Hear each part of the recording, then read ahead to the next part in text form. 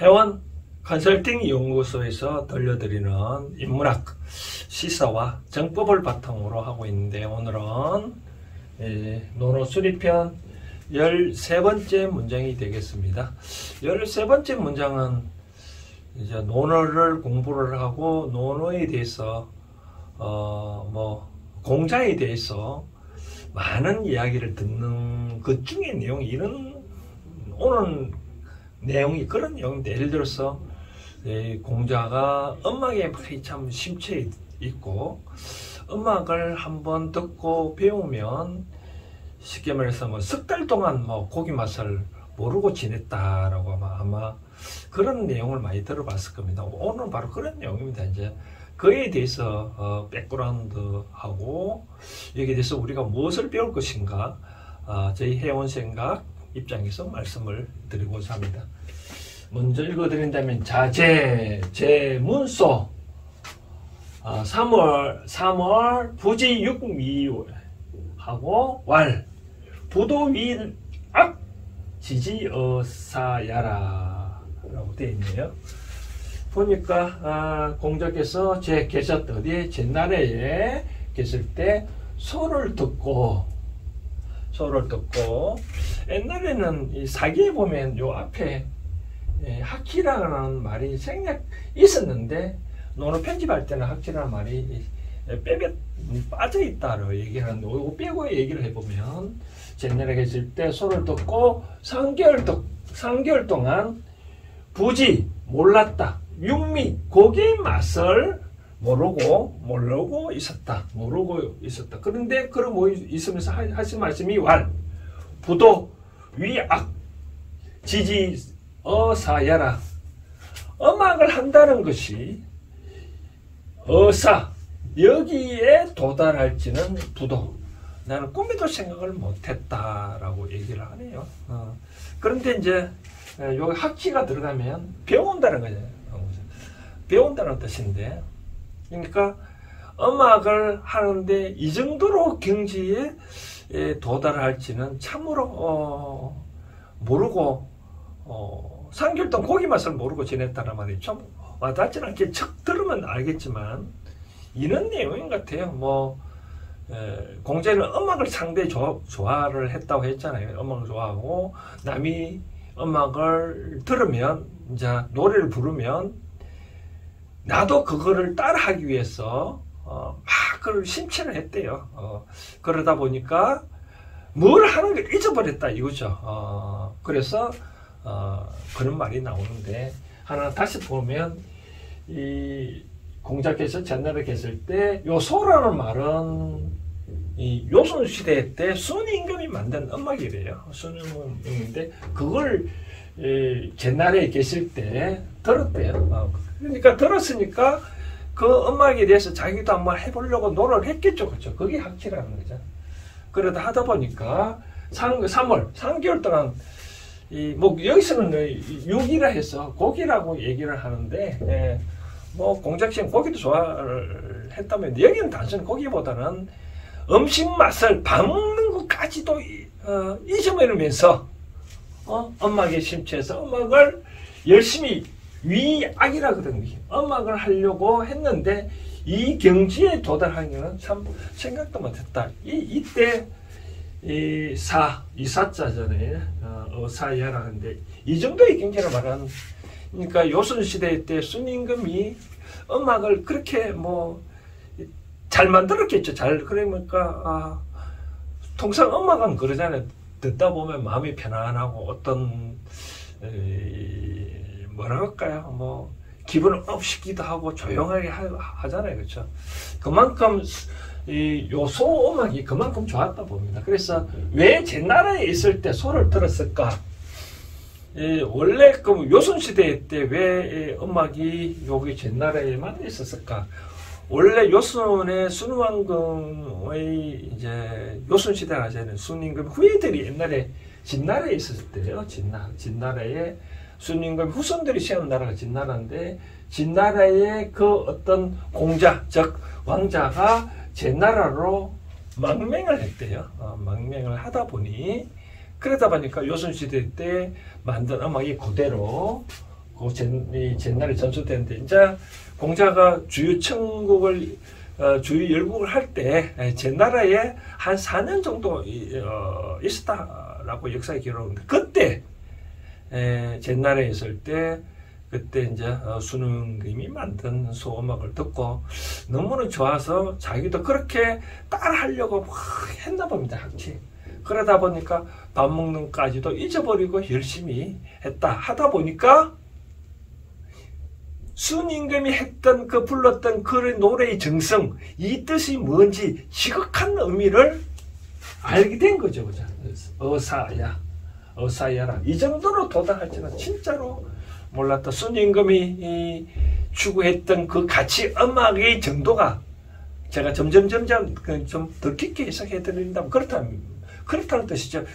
그러니까 순임금이 어떤 뜻으로 이 음악을 만든지, 순임금이 그 마음을 알게 됐다는 거죠. 음악을 하다 보니 이 음악을 배우고 내가 실천하다 보니 순임금이 무엇을 추구를 하려고 했는지 그 뜻을 알 수 있겠더라라고 하는 거죠. 그렇죠?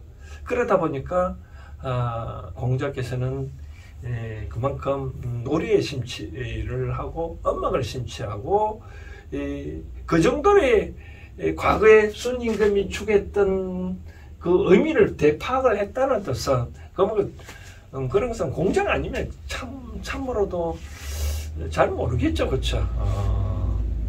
요즘 이제 저는 가끔 뭐 예를 들어서 이거를 빗대어서 얘기해 보면 저는 요즘 뭐 예를 들어서 뭐 MBN에서 하는 뭐 한일 과학전이라든지 뭐 현역 과학이라는 프로를 좀 즐겨 보는데, 거기에 나눠 보면 가수들이 일단 노래를 부르고 난 다음에 거기 나온 사람들이 몇 사람인지 작곡가든 기존 가수들이 평가하는 그 대목 있잖아요.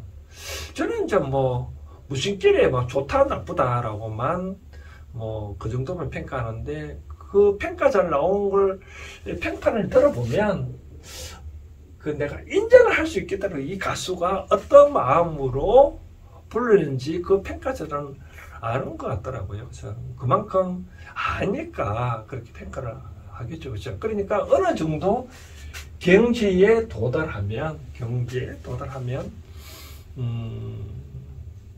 뭐 그 전 시대에 그 창조한 선의 마음을 알겠죠. 그렇죠?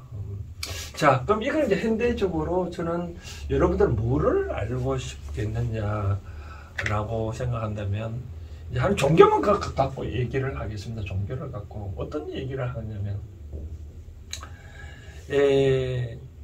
최근에 이제 많이 그 논란되고 있는 것 중에 하나가 뭐, 나는 과연 왜 이렇게 못 살고 불행을 할까라고 그런 사람들 많이 있거든요. 그런 사람들 보면 자기 자신밖에 모르고 살기 때문에 그렇거든요. 공자뿐만 아니라 부처님이나 뭐 예수를 보면, 우리가 부처를 보면 쉽게 말해서 돌아가신데도 불구하고 절에 막 돈 같은 거 갖다 바치잖아요. 그렇죠?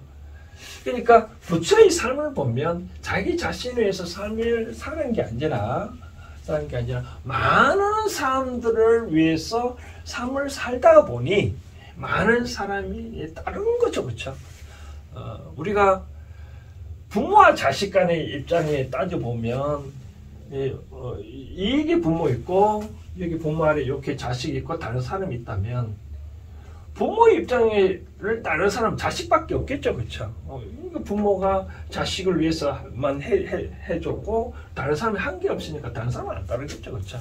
만약에 이 부모가 이 사람이 자식뿐만 아니라 많은 사람들을 또 뭔가 했다면 이 많은 사람이 따르겠죠. 그렇죠?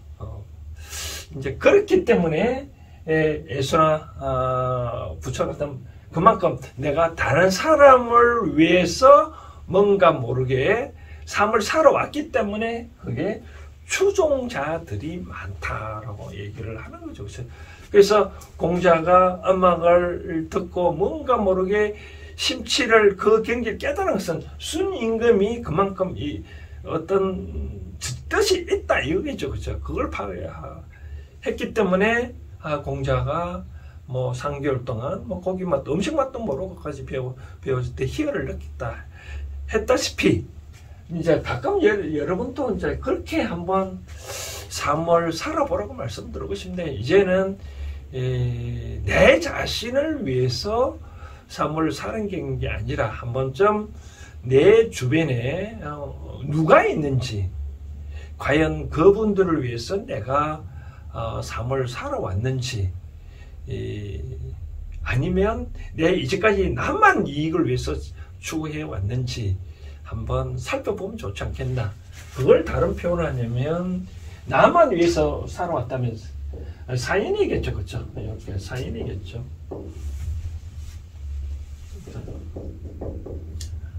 그런데 다른 사람을 위해서, 또 다른 사람을 위해서 산다면 이제 공인이겠죠. 그렇죠? 공인.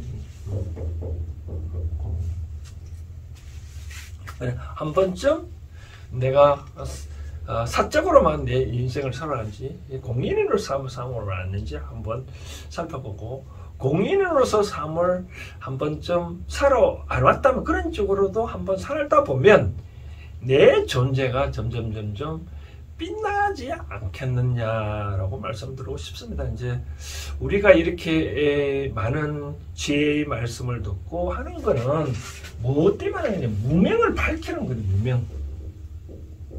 무명이라는 말은 다른 말을 따지면 하나, 예를 들면 이런 거죠. 어떤 집이 있다라고 보면, 집이 있다면 바깥에도 있고, 만약에 어둠이 깜깜 어두우면 내가 어떤 핸드폰 불 켜고 촛불 켰다면 그게 없으면 이 다 깜깜하잖아요. 그죠? 근데 핸드폰 불빛이든 뭐 이제 전기불이든 호롱불이든 촛불이든 켜면 주위가 환하거든요. 그쵸? 환하잖아요. 그쵸? 그것처럼 내 자신이 이렇게 촛불처럼 환하게 하는 것은 나의 무명을 타파하기 위해서 그렇게 한다 이거죠. 그쵸?